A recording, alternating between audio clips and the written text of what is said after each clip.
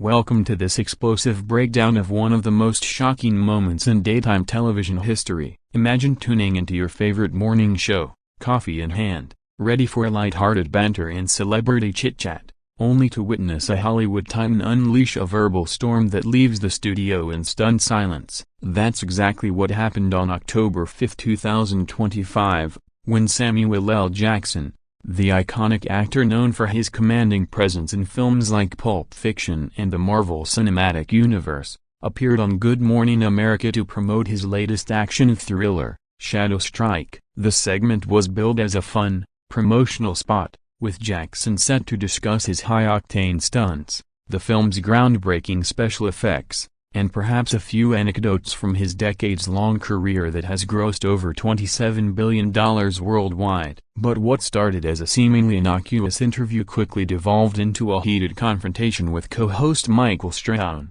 the former NFL star turned charismatic broadcaster, whose probing questions took an unexpected turn. As the cameras rolled in the brightly lit Times Square studios, with co-hosts Robin Roberts and George Stephanopoulos flanking Strahan, the atmosphere was electric with anticipation. Jackson, dressed in a sharp tailored suit that accentuated his signature cool demeanor, settled into the plush interview chair, flashing the trademark grin that has disarmed audiences for years. Strahan, ever the engaging interviewer with his booming laugh and athletic build, kicked things off with praise for Jackson's enduring legacy, calling him the voice of a generation and hyping up the film's teaser trailer that had already amassed millions of views online. The audience, a mix of live attendees and remote viewers numbering in the tens of millions, leaned in, expecting the usual blend of humor and insight. Yet, beneath the surface polish of network television,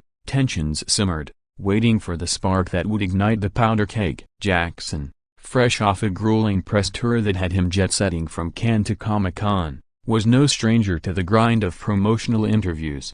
But something in Strahan's tone, a subtle undercurrent of skepticism, set the stage for what would become a viral sensation. As the conversation flowed into the film's plot, involving a rogue agent battling a shadowy cabal, Strahan pivoted with a question that seemed innocent enough. "Sam, you've played so many tough guys over the years, Nick Fury, Jules Winfield, but does it ever get exhausting to always be the angry black man on screen?" The words hung in the air like a challenge, and in that instant, the room's energy shifted from jovial to jagged. Jackson's eyes narrowed slightly, his jaw tightening as he processed the implication, a phrase loaded with decades of cultural critique about typecasting in Hollywood. Roberts chuckled nervously, trying to steer back to safer waters, while Stephanopoulos adjusted his notes, sensing the undercurrent. But Jackson, ever the master of measured response, leaned forward, his voice steady yet laced with steel. "Michael, let's be clear, I'm not angry, I'm intentional. Every role I take is a choice, not a stereotype." Strahan, undeterred and perhaps fueled by the live adrenaline, pressed on, his smile unwavering but his eyes flashing with intensity. "Come on, Sam, fans love the intensity. But isn't it time for something lighter? You've got the range, why not a rom-com?" The question, meant to provoke levity, landed like a misfired punch, echoing the broader debates on representation and artistic freedom that Jackson has championed through his work with the Congressional Black Caucus and his outspoken advocacy for diversity in film. The live audience murmured, a ripple of unease spreading as Jackson's expression hardened, his hands clasping tightly on the armrest. In the control booth, producers exchanged glances, fingers hovering over commercial break buttons, but the show must go on, and so it did, hurtling toward the eruption that would redefine morning TV meltdowns. This wasn't just a clash of egos, it was a collision of worlds, the polished facade of broadcast journalism meeting the unfiltered authenticity of a man who's stared down directors, critics, and convention his entire career. As the seconds ticked by, the weight of unspoken histories pressed down, from Strahan's own journey from gridiron glory to media scrutiny, to Jackson's battles against the very boxes Hollywood tries to confine him in. And just when it seemed the tension might dissipate into awkward laughter, Jackson's voice rose, cutting through the studio lights like a blade.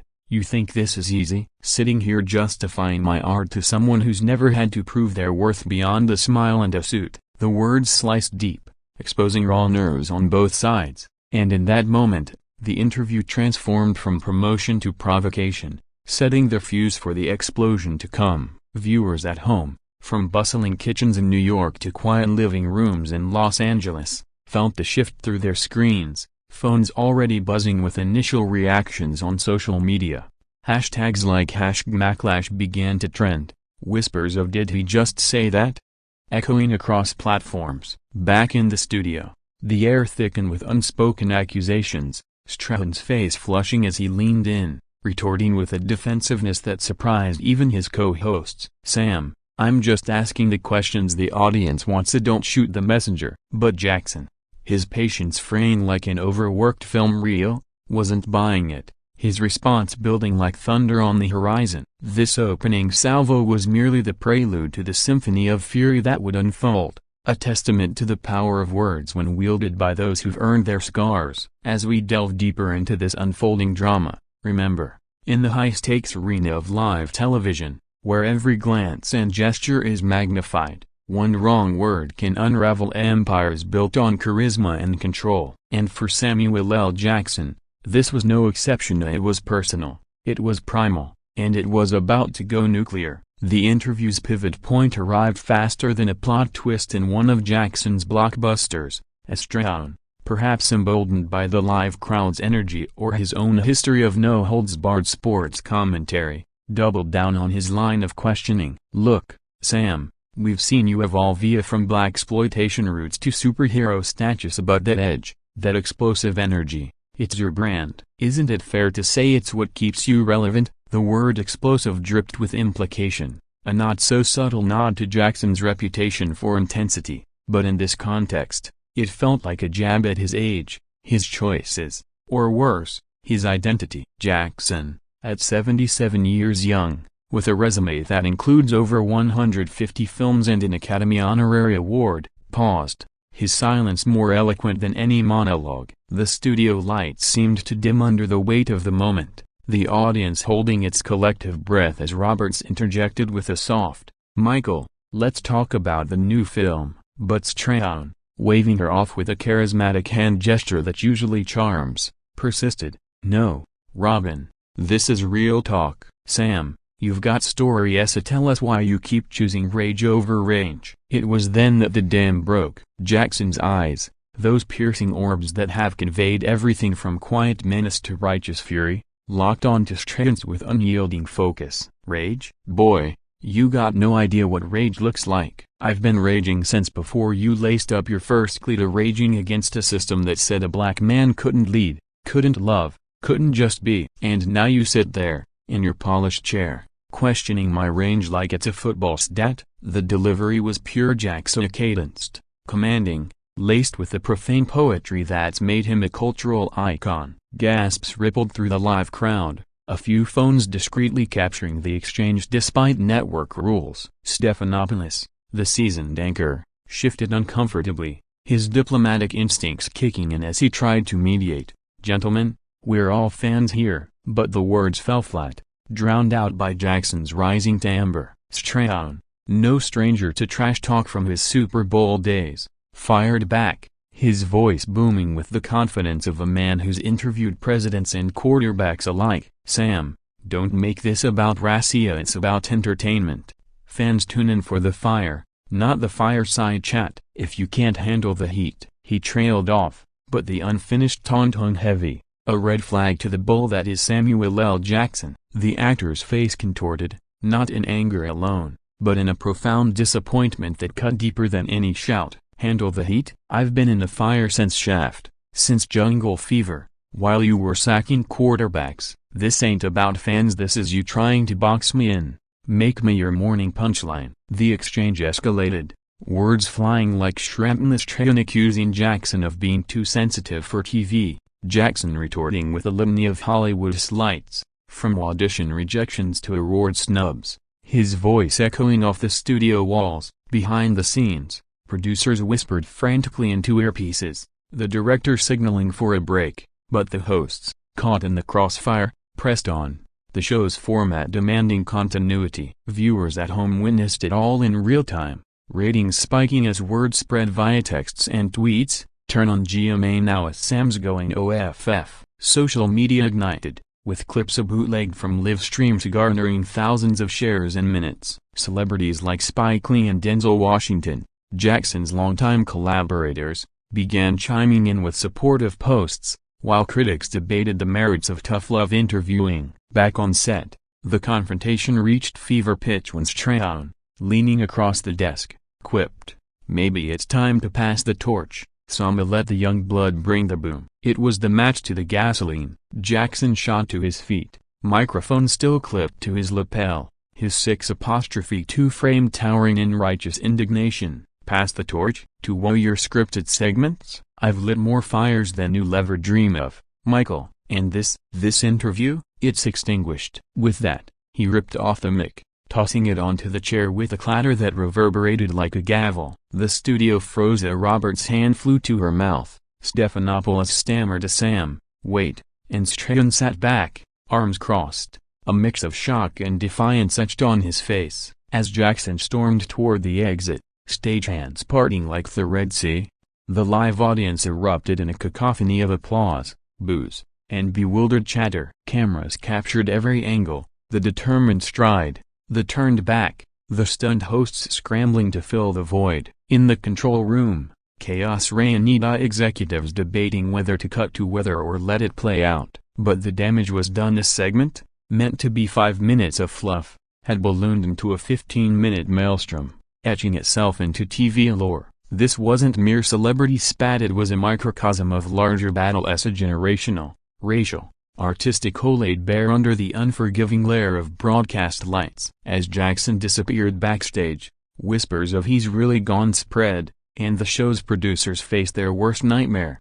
salvaging a broadcast mid-meltdown. Yet, in the ashes of that confrontation, seeds of deeper discourse were sown, forcing America to confront the edges of its entertainment titles. And as we peel back the layers, the why behind the what becomes clearer. Two men, forged in different fires, colliding in a space too small for their flames. Strahan, the everyman hero risen from the NFL's brutality, perhaps saw in Jackson a mirror of his own unyielding drive, but twisted through the lens of envy or misunderstanding. Jackson, the grizzled veteran who's mentored stars from Tarantino to Boseman, viewed the probing as an affront to his sovereignty. Their clash wasn't isolated, it echoed Strahan's past on-air tensions, like his 2023 sideline spat with a sideline reporter, and Jackson's storied walkouts, including that infamous 2019 Variety interview where he called out a journalist mid-sentence. But this was primetime poetry in motion, a reminder that even icons have breaking points. As the commercial break loomed, the studio exhaled collectively, but the internet, it was just getting started, with reaction videos pouring in, memes morphing Jackson's exit into GIF gold. This second act of our tale sets the stage for the fallout, where words become weapons and silence screams loudest. With Jackson's dramatic exit still echoing in the ears of stunned viewers, the Good Morning America team faced an unprecedented scramble to regain control of their flagship broadcast. Robin Roberts, the poised veteran of the desk with her own history of overcoming health battles and on-air poise, took the reins with a grace that belied the panic in her eyes. "Well, folks, that was intense," she said, her voice steady as she forced a smile for the cameras. Samuel L. Jackson, always keeping it rela. Let's take a quick break and join us back for more on his incredible film Shadow Strike. The transition was clunky, the usual seamless flow shattered, as the screen cut to a cheerful commercial for breakfast cereal, jarringly at odds with the tension that had just aired. In the studio, George Stephanopoulos, the political pundit turned morning anchor, whispered urgently to producers off-camera, while Michael Strahan sat rigidly, his trademark energy dimmed to a flicker. The live audience, a diverse crowd of tourists and locals who'd won tickets through contests, buzzed with energy, some cheering Jackson's stand, others shaking heads at the disruption. Backstage, Jackson was already en route to his waiting car, his publicist fielding calls from ABC execs pleading for a return, but the actor, phone in hand, was firm. "Tell them it's done. I don't perform for disrespect." Meanwhile, The control booth erupted in controlled chaos, directors yelling cues, editors splicing emergency B-roll of Jackson's film clips to fill time, and network suits in glass-walled offices debating damage control. When the show returned, Roberts addressed the elephant in the room head-on, her sincerity shining through. "We appreciate Samuel's passion. Conversations like that remind us why his work resonates so deeply." But Strahan, benched for the next segment per a hasty producer directive, simmered visibly, his absence noted by sharp-eyed viewers who speculated on Twitter about internal fallout. The cooking demo that followed, a light-hearted feature on Falrus Ipeza, felt forced, the guest chef's enthusiasm clashing with the lingering awkwardness, jokes landing flat amid whispers from the crowd. Stephanopoulos pivoted to safer topics, interviewing a meteorologist on hurricane prep, but even the weather felt charged, maps of swirling storms mirroring the tempest that had just passed. Off-air, Strahan retreated to a green room, where colleagues offered support, but his frustration boiled over in a leaked text to a friend. "He turned my question into an attack, and unbelievable." As the hour ticked on, the show's rhythm faltered as segments ran long, cues missed, a ripple effect from the core shakeup.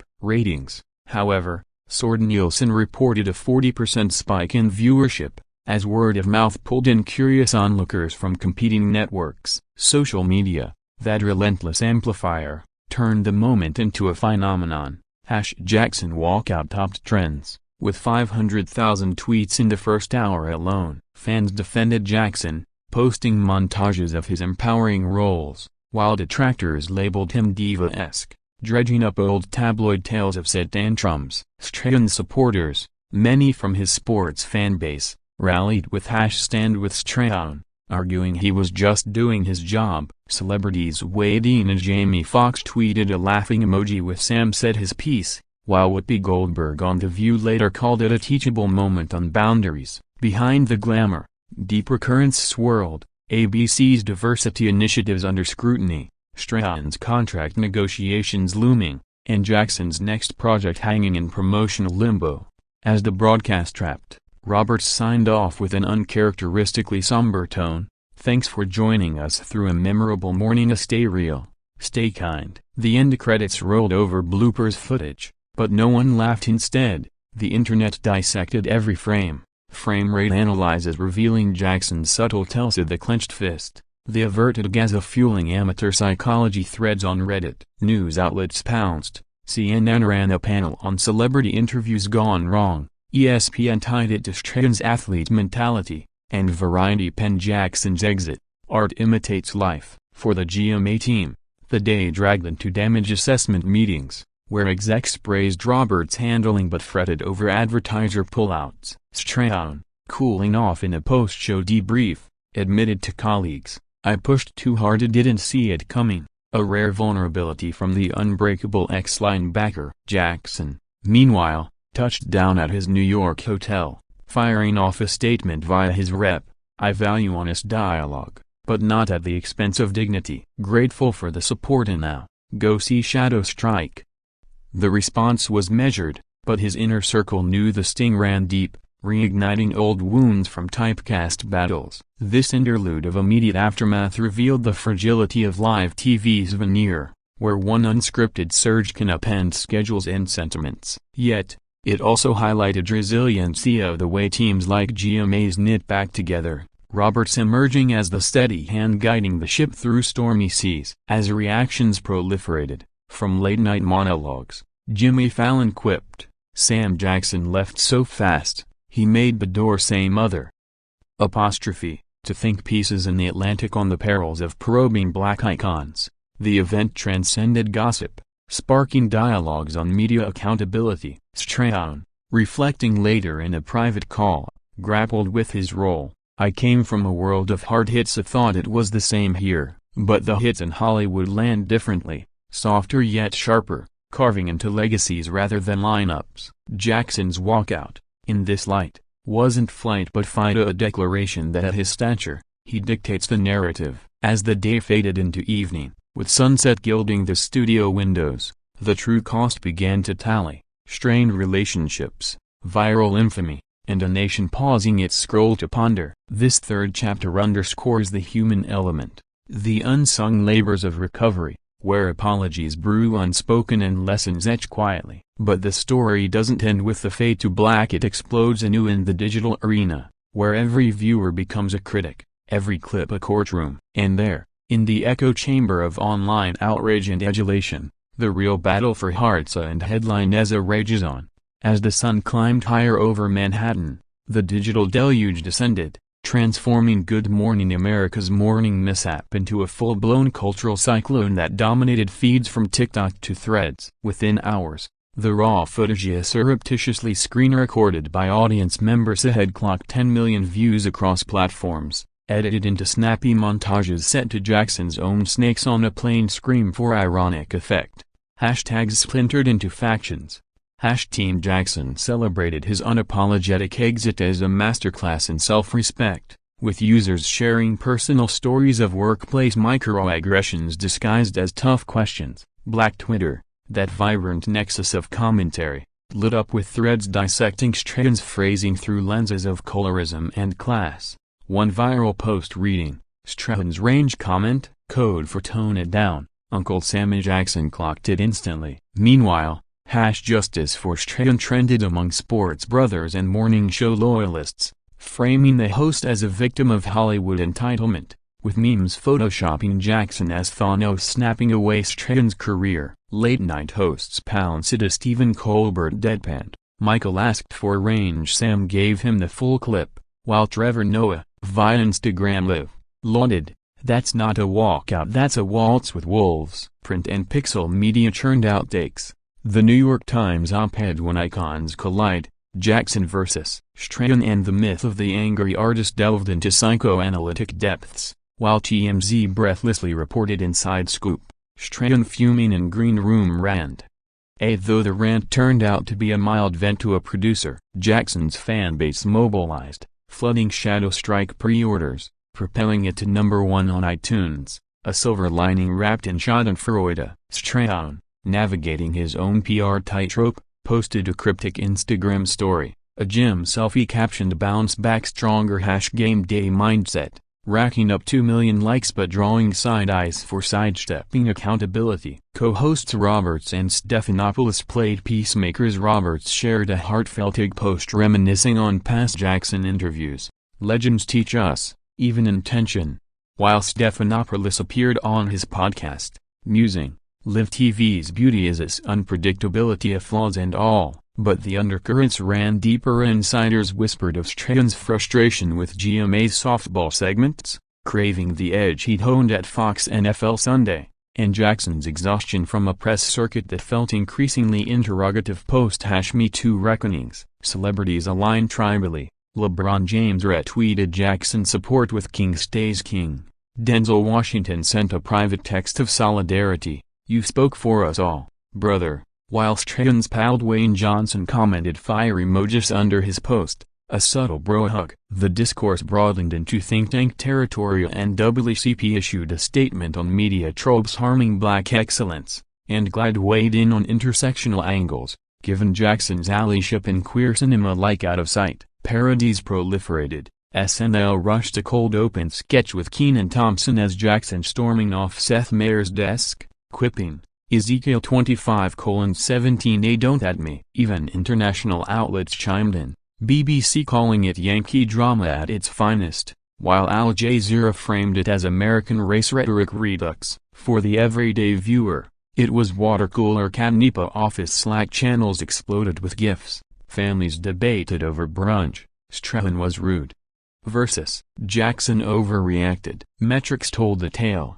GMA's app downloads surged 300%, ABC's stock ticked up on ad revenue buzz, but long-term, advertisers like Procter & Gamble paused spots, wary of controversy bleed. Jackson, holed up with his wife LaTanya, fielded calls from Tarantino, "Proud of you, motherfucker," and sipped bourbon, reflecting, "They wanted sound bites, I gave scripture." Strahan hit the gym, pounding a heavy bag that echoed his regrets, confiding to his daughter, "Pops pushed too far, lesson learned." This viral vortex didn't just amplify the event, it atomized it. Every angle a new narrative. From feminist takes on Robert's mediation to economic analyses of celebrity leverage, forums like Letterboxd buzzed with Shadow Strike previews, fans vowing box office revenge, while Strahan's Good Morning America YouTube channel saw subscriber dips offset by morbid curiosity subs. Influencers cashed in. Podcaster Joe Rogan teased a deep dive episode, promising Jackson on as guest. Spoiler, he declined. The frenzy peaked that afternoon with a joint statement from ABC, "We cherish open dialogue. Both parties are valued voices." More to come, vague enough to soothe, sharp enough to sting. As pixels piled up, the true winner emerged. Conversation, raw and relentless, forcing mirrors on media machines that profit from polish but thrive on cracks. This fourth movement of our saga captures the chaos of connectivity, where a single studio spat spawns 1,000 digital duels, each viewer a gladiator in the coliseum of comment sections. Yet amid the noise, glimmers of growth, Strahan's quiet outreach to Jackson via mutual friends, a bridge extended over the abyss. Jackson, ever the sage, responded indirectly in a Variety interview snippet, "Forgiveness is for the offended, understanding is for the wise." Their paths diverged in discord, hint at convergence and candor. A postscript yet unwritten. But for now, the web weaves its web, ensnaring all in its sticky scrutiny, turning private fire into public pyre.